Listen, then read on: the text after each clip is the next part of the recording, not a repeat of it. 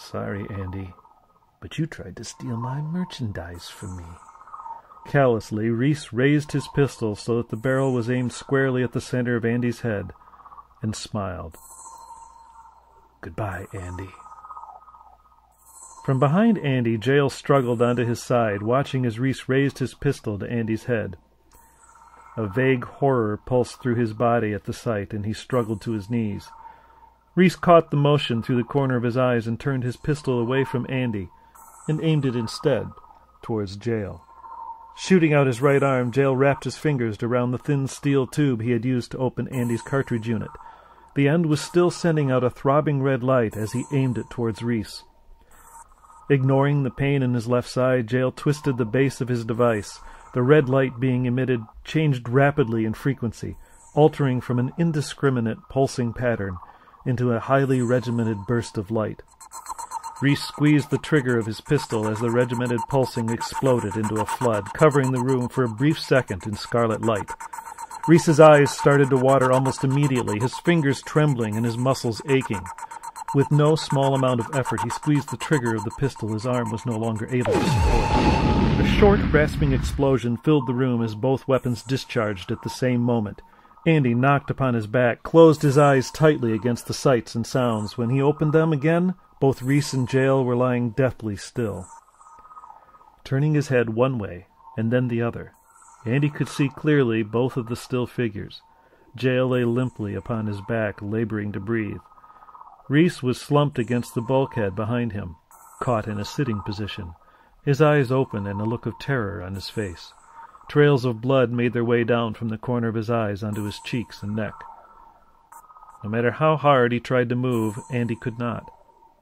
His only other option was to tilt his head and face Jael's barely breathing body. For a long moment Andy lay paralyzed upon the floor of Jael's ship, convinced he would die.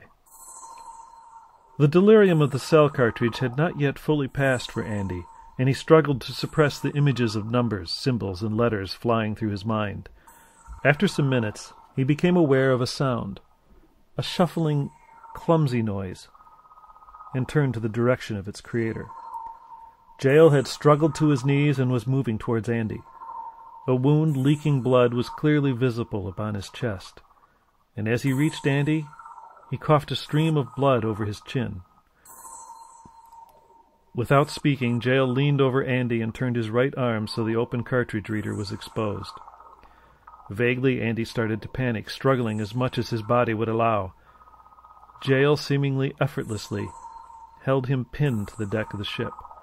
Pulling up the sleeve of his own jacket, Jael exposed a cartridge unit almost identical to Andy's own, pressing it softly with his left hand to eject the cartridge that was contained inside. The cartridge was filled with 3 tiny bottles, each containing a dark, translucent green liquid. Jael, leaning forward and with blood foaming from his mouth, slid the cartridge into Andy's reader, closing it when he was finished. The new cell cartridge began to fill Andy with a certain ecstatic relief that he had already come to associate with a coming agony. For a moment, Jael hovered over Andy, smiling grimly through blood-covered teeth. Why? Andy struggled. I know what was in the cell. To this, Jael could only smile once more before collapsing onto Andy. By the time Jael's body came to rest, Andy's mind was already elsewhere, no longer conscious of the dead man now hugging his own paralyzed body. Ecstatic delirium filled Andy's body for a few moments longer, before being replaced with something else, something far less enjoyable. Andy sat at the controls of Jael's old ship, staring at them with an absent awareness, not really caring to understand where he had come to know the use of them. The stench of cell was thick in the air of the ship, but he ignored it, already used to the odor.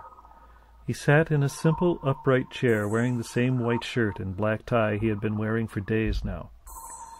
Over the shirt he wore a deep brown jacket with the collar turned up.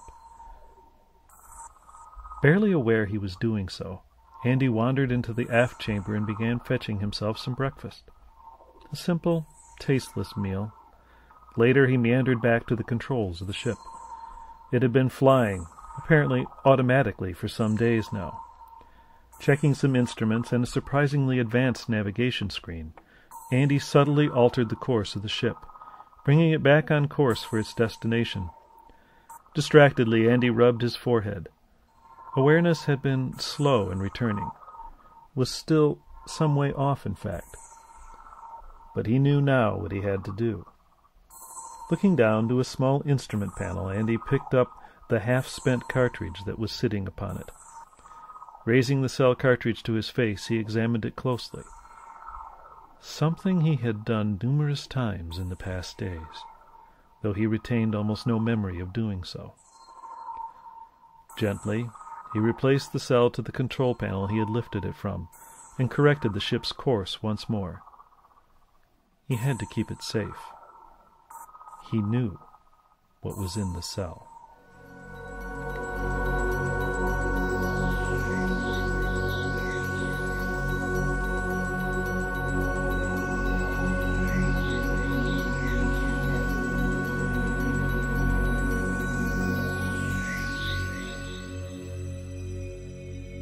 Thank you for listening to Cell by Darren Reid. To find out more about variant frequencies, please go to our website at www.variantfrequencies.com.